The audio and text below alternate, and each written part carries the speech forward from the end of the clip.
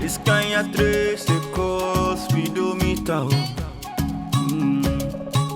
This kind party for mine a full liter. Hi there and welcome to Our View with Angie. My name is Angela Chebet, and on this show we focus on the role of the youth in national matters. This can be national politics as well as social issues that are affecting us as individuals, as part of communities, as well as the citizenry at large. Our aim is to actually influence the next generation of leaders who can take this country to places that they feel we are able to reach. We are on the road to the 2022 general elections here in Kenya, and in as much as we may feel that we have that much time leading up to that critical vote that could be the make it or the break it moments for us, we really don't have much time. As the youth, I'm sure we are having conversations within our circles, just around us, with our friends, with our classmates, with our colleagues, as well as our family members, and even with complete strangers. Say you're in a matatu, you cannot miss a conversation that would be dealing with something like politics. Check out, you've gone to a fast food joint, a conversation comes up, are you sure who you're going to vote for come 2022? We have been able to monitor a lot of social media pages when it comes to TV stations, radio stations, bloggers who are political bloggers as well as social justice bloggers, and we've been able to see there's a running theme. If the 2022 general election happened now, who would you be voting for? And this episode is for that. We will be lifting some comments from social media just to get most of the popular comments. What are people saying? What is going to impact that vote? As well as we're going to answer some of those questions and be able to maybe just give our view here on The View. Having monitored these social media pages for our TV stations as well as radio stations, we were able to observe a recurring theme in the type of questions and the type of answers the youth are looking for. And with this, we will be able to tackle a few questions and maybe give our view on those sentiments. For now, we will be able to start with the first question. And this question was asked by Philip. Philip asked, what do you feel would be your selection criteria when it comes to the big vote come 2022? I think it's important to understand that we're not playing the same ball game. We have been having these leaders for some time now, if it is a re-election situation, and there are some new factors that we have to start introducing as part of our criteria when we are now selecting them, either to run another term or just to come into office as a fresh. For me, I would feel that COVID is one of those issues. We should be able to understand. During COVID, I know a lot of households were able to lose livelihoods in the sense that maybe if you were running a business and your business had to shut down, you probably lost an income, maybe you were the breadwinner. In other situations, maybe there was a salary reduction that affected you, maybe 50%, 25%, and maybe this was not able to sustain you because you had already maybe adapted to a standard of living, that this was going to force you maybe to lower your standard of living or to have to maybe compromise on some areas. I think it's very important to understand when it comes to the policies they made during that time that were able to cushion you from the stress of the COVID, as much as it was a worldwide pandemic and we were not able to really control it. It's very important to understand how were they able to cushion us from the stress of COVID. Another issue I would probably address very briefly is the issue of conducting background checks when it comes to our leaders.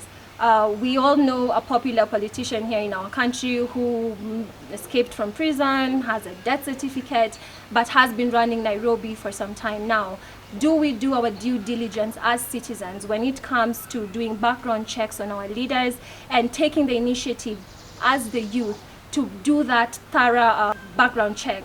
In one way or another, I'm sure if we are able to come together as the youth, we can find out this information and maybe bring it to the forefront of the public, and maybe it could mean better leaders for us and thus a better future for us.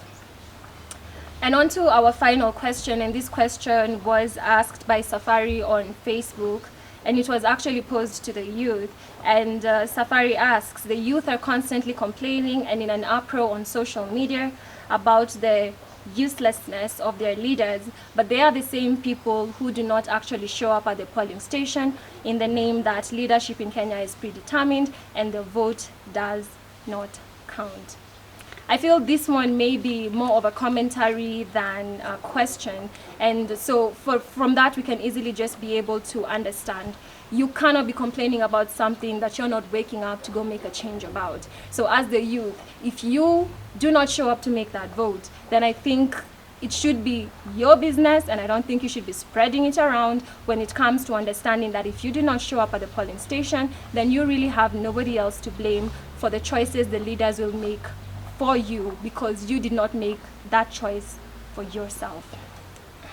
As we wind up today's episode, and the focus was on the road to the 2022 general election, if it happened now, we were able to pick the top comments from these social media sites. Who would you be voting for? We would start off with a comment that we found quite interesting, and this is a comment from someone from diaspora. And here it goes. Hata sijui. I haven't even followed up politics in Kenya. Uhuru bado ako kwa kiti. Will he be in the votes? Well, that's an interesting take from someone, and it has a lot to say about us as the youth as well. We also have more comments coming in. No, I am not. I will not be voting. These politicians are in the same WhatsApp group. I might not vote unless someone worthy comes along. So one other interesting comment that we were able to come across was somebody said, plainly put, if Uhuru is vouching for Raila, then that is what is going to happen. Do you watch Fort Hall School of Government? Just wondering if the youth actually watch it. I like their analysis. And on to our final comment, which was quite an interesting comment as well. And this one said, there are no candidates yet. Any candidate involves us settling as the youth. Hizi tu ng'ombe zingine, sina time nazo. And I think that could sum up this episode. I hope you were able, as a youth, to gain some insight on the gaps that we may need to fill if we want this change and when we are demanding for it. Our level of engagement, our level of involvement is very imperative when it comes to actually securing our futures and understanding that we could actually move this country into a better era. My name is Angela Chebet. Thank you so much for watching this episode. I hope you will join us on the next one. Remember, stay engaged and follow us on our social media pages. That is Our View on Instagram, on Facebook, as well as Twitter. Bye. Kukuru enta sayo shukutu ona na na. Sound it.